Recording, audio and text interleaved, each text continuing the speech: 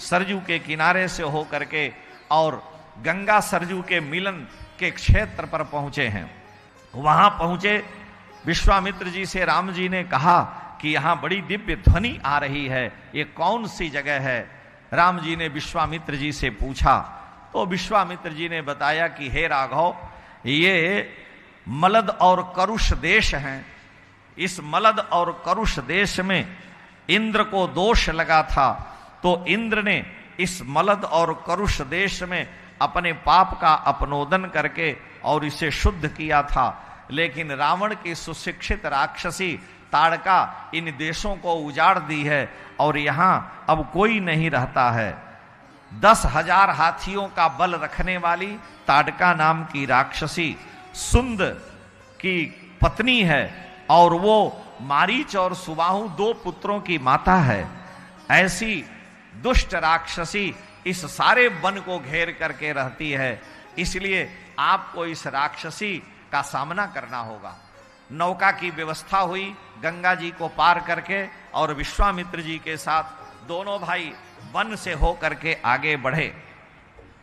जब आगे बढ़े, विश्वामित्र जी ने कहा कि हे रघुनंदन, यह एक मार्ग बीच से होके जाता है, वन से। यह बीच से होके जाने वाला मार्ग 1 दिन का है, और वन के बाहर से मेरे आश्रम को जो मार्ग जाता है उसमें 4 दिन लगते हैं। बाहर का मार्ग निष्कंटक है, बीच वाला मार्ग ताड़का सुबाहु मारीच जैसे राक्षसों से वन में भरा हुआ है। इसलिए आप किस मार्ग से चलना स्वीकार करेंगे? राम जी ने कहा, हम क्षत्रिय हैं, हम धनुष बाण लिए हैं, भले ही हम 16 वर्ष के नहीं हैं, लेकिन काल भी अगर युद्ध में आ जाए तो हम उससे तनिक भी नहीं डरते। इसलिए हे गुरुदेव, आपकी कृपा है, गुरु मेहरबान तो चेला पहलवान, हम आपके अनुचर बन करके बीच से ही होकर चलेंगे। तो वन से होकर के दोनों भाई चले। विश्वामित्र जी ने बतला दिया कि ताड़का नाम की राक्षसी मिलेगी और उसने इस सारे वन के मनुष्यों को, जीवों को मार करके नष्ट कर दिया है। इसलिए ये ताटका राक्षसी वास्तव में एक महायक्ष सुकेतु था। सुकेतु महायक्ष की पुत्री ताटका थी। ताटका का सुंद के साथ विवाह हुआ, लेकिन यह राक्षसी रूप बना करके लोगों को डराती थी। अगस्त जी ने शाप दे दिया तो राक्षसी हो गई। इसके 2 पुत्र मारीच और सुबाहु हैं। इसलिए हे रघुनंदन, एनाम राघव दुर्धर्षाम यक्षेम परम दारुणाम, इस दारुणा राक्षसी का आप वध करेंगे। गौ ब्राह्मण के हित के लिए मैं आपको आदेश देता हूं। राम जी ने कहा कि गुरुदेव, प्रथम ही ग्रासे मक्षिका पाता। हमारे यहां संस्कृत में एक कहावत है, जैसे हिंदी में लोग कहावतें करते हैं तो संस्कृत में भी है कि प्रथम ही ग्रासे मक्षिका पाता। भोजन करने ज्यों बैठे, अभी ग्रास उठाए कि तब तक मक्खी गिर गई, तो मक्खी गिर गई तो भोजन कैसे किया जाएगा? अब आजकल तो मक्खी गिर जाए 20 तो भी निकाल के लोग खा लेंगे, लेकिन शास्त्र की आज्ञा है कि अगर भोजन में बाल गिर गया और मक्खी पड़ गई तो वो भोजन ग्राह्य नहीं होता है। केवल दूध में अगर मक्खी गिर गई तो दूध से मक्खी निकाल के उसको गर्म करके पी सकते हैं। तुलसी ने लिखा है, मंथरा कैकेयी को कहती है कि भामिनी भयऊ दूध कई माखी। अरे कैकेयी, अगर राम जी राजा होंगे तो तुम दूध की मक्खी हो जाओगी। अयोध्या दूध में जैसे मक्खी पड़ जाती है तो दूध फेंका नहीं जाता, मक्खी को उठा के फेंक दिया, दूध को उबाल करके पी लिया जाता। तो इसका मतलब दूध नहीं फेंकना है, तो तुम्हारी वो दशा होगी। लेकिन अगर भोजन में मक्खी पड़ गई तो वो अग्राह्य है, भोजन में अगर बाल पड़ गया तो अग्राह्य है। इसलिए हे रघुनंदन, हे श्री राम, इस दुष्टा के वध में आपको किसी प्रकार से चिंता नहीं करनी चाहिए, इसका वध करना चाहिए। महाभारत में लिखा है और शास्त्र कहता है कि सारा पाप बाल में ही रहता है। पापम केशान आश्रित्य तिष्ठति, पाप बालों में ही निवास करता है। इसलिए घर में सूतक लगता है तो बाल बनाया जाता है। यज्ञ में आप जाएंगे, नांदी श्राद्ध होगा, तो सबसे पहले बाल बनाइए, घर में कोई मर गया तो भी बाल बनाइए, कोई पैदा हुआ 11वां दिन आया तो फिर बाल बनाइए, क्योंकि सूतक लगता है तो पाप बालों में ही रहता है, इसलिए बाल को बनवाने का विधान है। तीर्थ में जाते हैं तो वहां लिखा है कि पहले जाते ही तीर्थ में बाल बनवाइए और सचैल स्नान करिए, तब उस तीर्थ में रहने का अधिकार मिलता है। ये शास्त्र की आज्ञा। आज भी बहुत से लोग इस नियम का पालन करते हैं। भोजन में अगर बाल गिर गया तो भोजन ग्राह्य नहीं है, उसका त्याग कर देना चाहिए, क्योंकि बाल का गिरना और बाल में पाप रहते हैं तो भोजन दूषित हो गया, वो भगवान को भोग तो लगना दूर पाने लायक नहीं रहता है। लेकिन क्या किया जाएगा, बहुत से लोग हैं बाल निकाल करके सोचे भाई चलो दोबारा कहेंगे तो श्रीमती जी खोपड़ी पर चढ़ जाएंगी कि अपना बना के खा लो, हम दिन भर तुम्हारे लिए बनाओ। अरे बाल बांध के बनाओ। आजकल तो क्या है, वो सब होटलों में खोपड़ी पर कुछ बांधे रहते हैं कि कहीं बाल न गिर जाए। शास्त्रीय विधान है। अब वैज्ञानिक रूप जो हो, हमारे यहां शास्त्र में लिखा कि पाप बालों में ही निवास करता है। राजा महाभारत के आदि पर्व में आया है कि पौष्य राजा के यहां उत्तंक नाम के ऋषि गए। उत्तंक ऋषि के गुरु ने कहा था कि पौष्य राजा के पौष्य राजा की पत्नी के जो कान के कुंडल हैं गुरु दक्षिणा में ले आओ। तो वो गए, बड़ी लंबी कथा हम सूत्र में केवल बता दे रहे हैं। राजा ने इनका स्वागत किया, कहा महाराज भोजन करिए। तो राजा ने इनको भोजन दिया करने के लिए। तो जब भोजन दिया तो इन्होंने कहा हम भोजन नहीं करेंगे। राजा ने कहा कि भोजन क्यों नहीं करोगे? कहा आपका भोजन ठंडा है, दूसरे भोजन में बाल गिरे हैं, दासी ने खुले केस से भोजन बनाए हैं, इसलिए मैं नहीं करूंगा। राजा बड़े नाराज हुए कि तुम अंधे हो, राजा बड़े नाराज हुए कि तुम्हारा ब्रह्म तेज नष्ट हो जाए, तुम हमारे को झूठा लगा रहे हो, भोजन ठंडा है बाल पड़ा है। तो राजा को ऋषि ने भी शाप दे दिया कि तुम अंधे हो जाओ, बाल पड़ा है और भोजन ठंडा है, कह रहे हो कि नहीं है। अब पता लगाया गया दोनों की ओर से महल में, तो दासी ने खुले केस से भोजन बनाए थे, भोजन ठंडा था। राजा की बात झूठी निकली, ऋषि की बात सही हुई। परिणाम यह हुआ कि राजा के नेत्र की ज्योति चली गई, लेकिन ऋषि का ब्रह्मचर्य ब्रह्म तेज नष्ट नहीं हुआ। राजा ने कहा महाराज क्षमा करो। तो ब्राह्मण ने शाप वापस ले लिया। ब्राह्मण ने कहा कि राजन आप भी शाप वापस ले लो। राजा ने कहा कि हम क्षत्रिय हैं, हम बदला लिए बिना नहीं छोड़ते और हम शाप वापस नहीं लेते हैं। तो ऋषि ने कहा तुम्हारा शाप हमको लगेगा ही नहीं। तो यहां केवल यह कहना है कि बाल मक्खी आदि का दोष होता है। श्री राम से विश्वामित्र जी कह रहे हैं कि हे रघुनंदन नहिते स्त्री बध कृते घृणा कार्या नरोत्तम, क्योंकि प्रथम ही ग्रासे मक्षिका पातः, ज्यों भोजन किया कि मक्खी गिर गई। राम जी ने कहा कि सबसे पहले स्त्री को मारना पड़ रहा है और स्त्री का वध शास्त्र विहित नहीं है, स्त्री के ऊपर शस्त्र नहीं चलाना चाहिए। इसलिए हे गुरुदेव मैं आपकी शरण हूं, मैं आपसे प्रार्थना करता हूं। विश्वामित्र जी ने कहा कि देखो नहिते स्त्री वध करते घृणा कार्या नरोत्तम, स्त्री के वध में भी तुम्हें दया नहीं करनी चाहिए, क्योंकि ये स्त्री बहुत दुष्टा है। देखो राजा बलि की बहन का नाम था मंथरा, राजा बलि की बहन का नाम मंथरा था। मंथरा तीनों लोकों से इंद्र का नाश करना चाहती थी, इसलिए वो पृथ्वी का ही नाश करने में लगी थी। तो भगवान ने आदेश दिया, भगवान विष्णु ने मंथरा का सिर काट लिया, उन्हें कोई दोष नहीं लगा। भृगु जी की पत्नी इंद्र का नाश करना चाहती थी, भगवान विष्णु ने भृगु जी की पत्नी का सिर काट लिया, क्योंकि तीनों लोकों के देवता इंद्र का नाश करना चाहती हैं। इसलिए भगवान विष्णु ने यह परंपरा चलाई है और शास्त्र विहित है, अतः इन दुष्ट के वध में कोई पाप नहीं लगता है। एतैश्चान्यैश्च बहुभी राजपुत्रैः महात्मभिः, हे रघुनंदन हे श्री राम आपको तनिक भी दया नहीं करनी चाहिए। अगर दुष्ट स्त्री है तो उसके वध का पाप नहीं लगता है। दूसरे पितुर्वचन निर्देशात पितुर्वचन गौरवात वचनम कौशिकस्येति कर्तव्यम अभिशंकया। राम जी ने कहा कि आप मेरे पितृस्थानापन्न हैं, गुरु हैं, मैं आपकी आज्ञा का पालन करता हूं। और हे भगवान गो ब्राह्मण हितार्थाय देशस्य च हिताय च तव चैवा प्रमेयस्य वचनम कर्तु बध्यतः। श्री राम ने विश्वामित्र जी से कहा कि गुरुदेव, गो ब्राह्मण के हित के लिए और देशस्य च हिताय च, राष्ट्र के हित के लिए, इस राष्ट्र की सुरक्षा के लिए अगर किसी स्त्री का भी वध करना पड़े तो मैं तनिक भी अब किसी भी प्रकार से संकोच नहीं करूंगा, क्योंकि आपका आदेश है, शास्त्र की आज्ञा है। अगर एक व्यक्ति के मार देने से उस नगर की रक्षा हो जाए तो उस व्यक्ति का वध कर देना धर्म है। अगर एक गांव के जला देने से, वहां के 150 प्राणियों के नष्ट कर देने से अगर सारा राष्ट्र सुरक्षित हो जाए तो उस गांव का नाश कर देना सारे राष्ट्र को बचाने के लिए धर्म कहता है। क्योंकि सर्वनाशे समुत्पन्ने अर्धम तजति पंडिताः।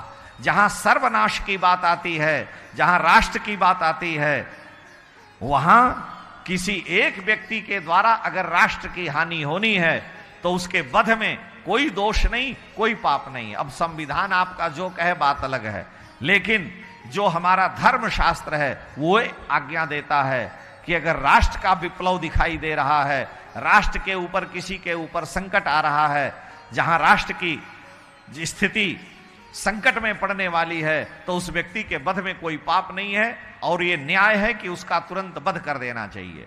इसलिए देशस्य च हिताय च, राष्ट्र के हित के लिए और गो ब्राह्मण के हित के लिए श्री राम ने कहा कि गुरुदेव विश्वामित्र, मैं आपकी आज्ञा का पालन करूंगा।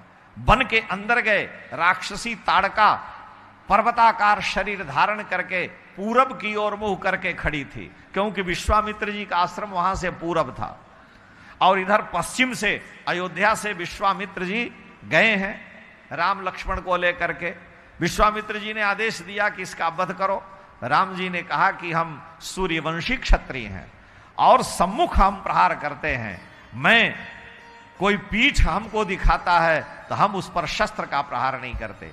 तो राम जी ने तुरंत धनुष पर डोरी चढ़ाया, धनुष पर डोरी चढ़ा करके उसको कान तक खींचा है और खींच के जब छोड़ा तो भयंकर बिजली की गड़गड़ाहट पैदा हुई, बड़ी भयंकर ध्वनि हुई है। ज्याघोषम करो तीव्रम दिशा शब्देन नादयन। ज्या माने धनुष की डोरी, ज्याघोषम अकरो तीव्रम, जब धनुष की टंकार किया है तो दिशा शब्देन नादयन, सारी दिशाएं उस ध्वनि से गूंज उठी। परिणाम यह हुआ, राक्षसी ताड़का जो पूरब की ओर देख रही थी बड़े वेग से पीछे मुड़ी और तेज गति से दौड़ लगाई है कि ये पीछे से आवाज आई है, कोई इस वन में हम लोगों को परेशान करने तो नहीं आ रहा। और पीछे देखी तो वही दाढ़ी वाले विश्वामित्र जी और उनके पीछे दोनों राजकुमार हैं। बड़े वेग से वो दौड़ी। प्रमाणेनात वृद्धाम च लक्ष्मणम सोऽव्यभाषत पश्य लक्ष्मण यक्षिण्य भैरवम दारणम बपहु। राम जी ने कहा कि हे लक्ष्मण, इस राक्षसी को देखो, अब सन्मुख हो गई है, इसके पीठ पीछे प्रहार करना उचित नहीं है, लेकिन न ही नाम उत्सहे हंतुम स्त्री स्वभावेन रक्षिताम। ये स्त्री जाति की है, इसका वध करने से हमें क्या मिलेगा। विश्वामित्र जी ने हमें आदेश दिया है तो उनकी आज्ञा का पालन करना है। ज्यों ही ताड़का बड़े वेग से विश्वामित्र की ओर दौड़ी, विश्वामित्र ने हुंकार करके ताड़का की गति को रोक दिया। हमारे यहां मारण का बीज मंत्र हुम है। कोई उच्चाटन हो, सम्मोहन हो, मारण हो तो उसमें बीज मंत्र हुम जरूर आना चाहिए। तो हुम बीज मंत्र का ज्यों ही तीव्र गति से श्री विश्वामित्र जी ने उच्चारण किया कि ताड़का वहीं रुक गई और राम जी ने तुरंत धनुष पर बाण चढ़ा करके और एक ही बाण में ताड़का के वक्षस्थल का भेदन कर दिया है। यहां वर्णन करते हैं, सरेणो रसि विव्याध साप पात ममार च। और तुलसी कह रहे हैं, एक ही बाण प्राण हरि लीना, एक ही बाण प्राण हरि लीना, दीन जानते निज पद दीना, दीन जानते निज पद दीना, दीन जानते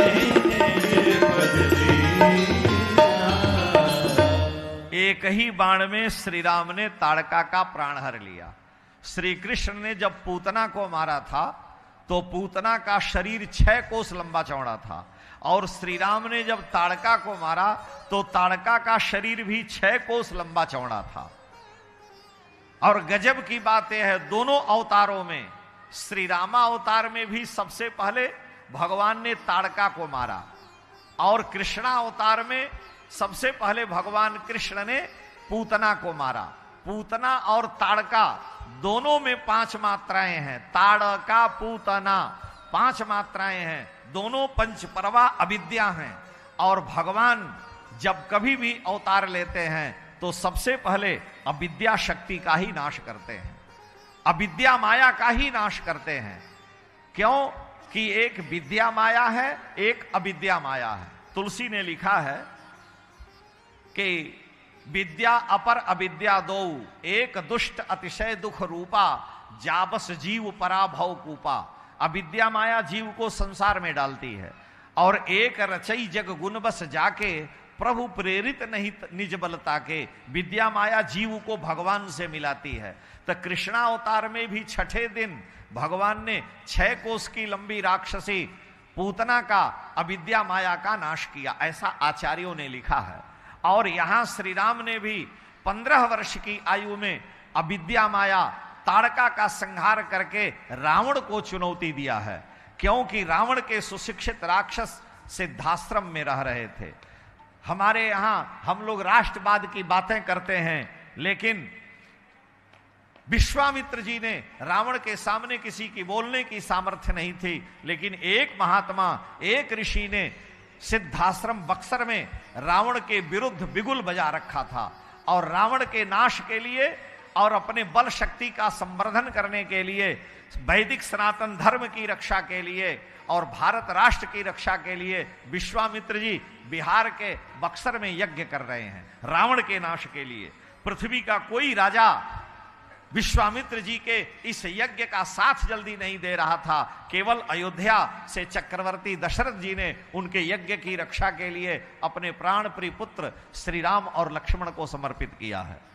विश्वामित्र जी ने प्रतिज्ञा की थी कि मैं रावणी संस्कृति का नाश करके या करा के रहूंगा।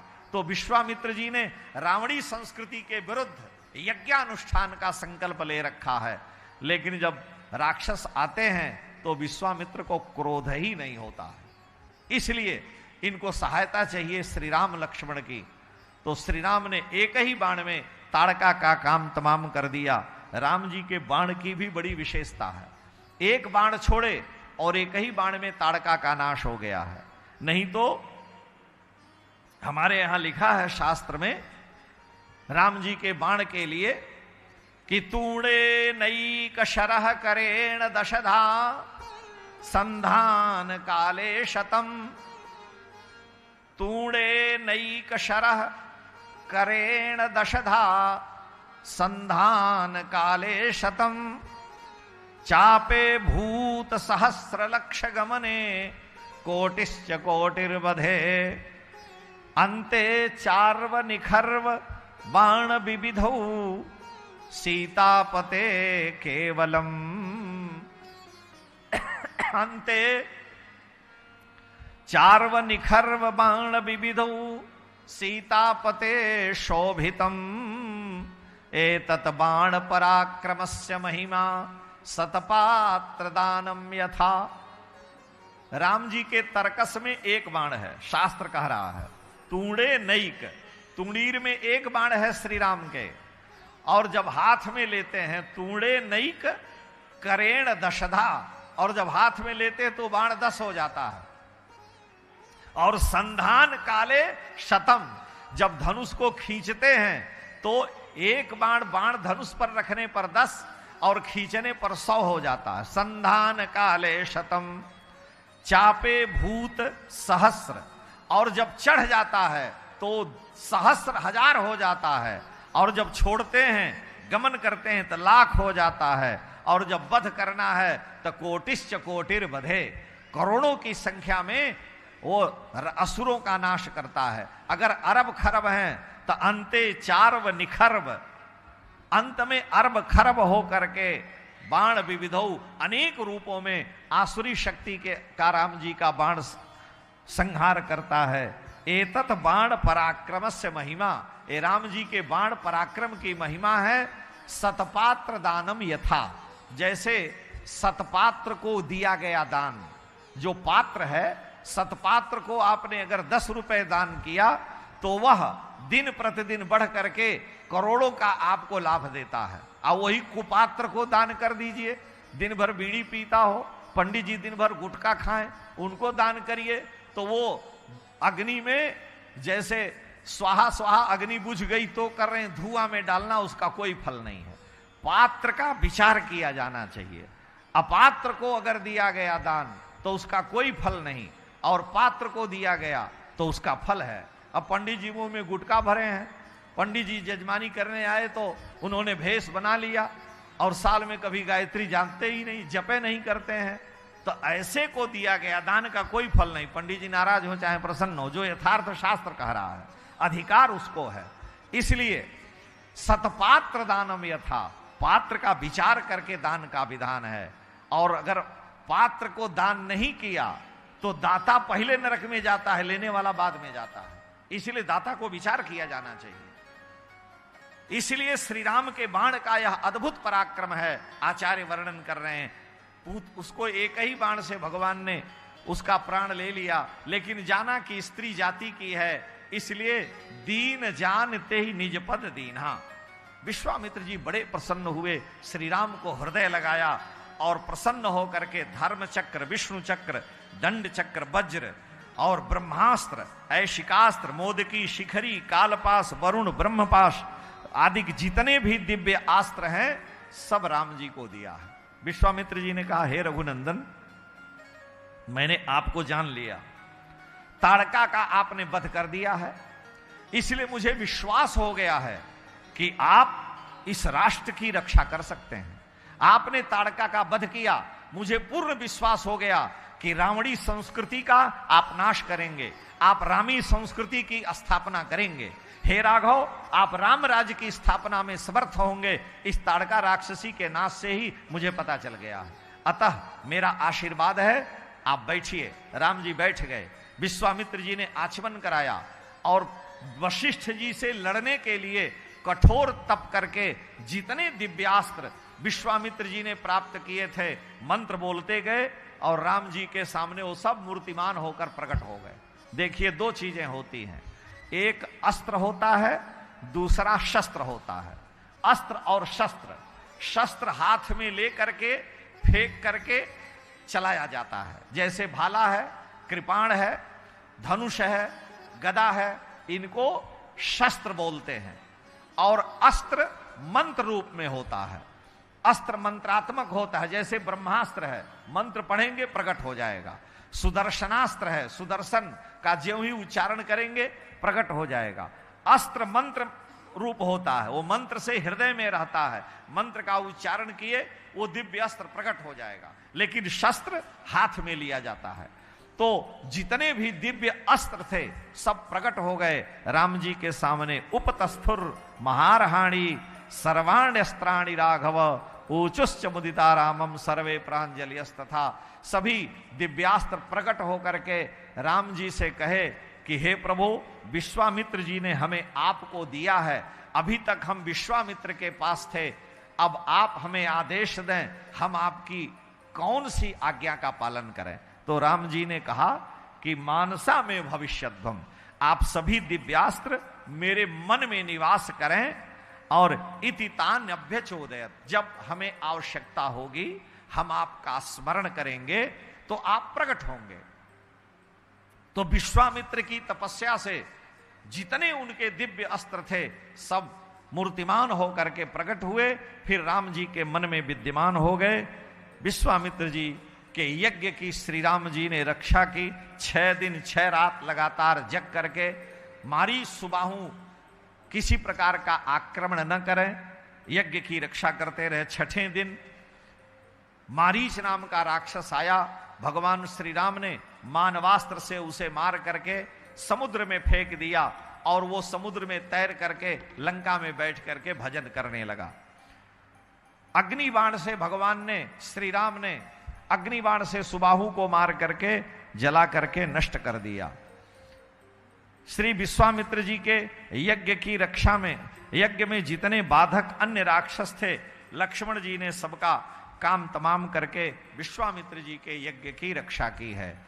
ये रामी संस्कृति, राम राज्य की स्थापना का प्रथम सूत्रपात किया जाने वाला यज्ञ था। रावण की संस्कृति का नाश और रावण को चुनौती देने के लिए विश्वामित्र जी के द्वारा किया जाने वाला यज्ञ श्री राम के संरक्षकत्व में सुरक्षित हुआ है। और विश्वामित्र जी महाराज के यहां श्री राम रात्रि विश्राम किए हैं।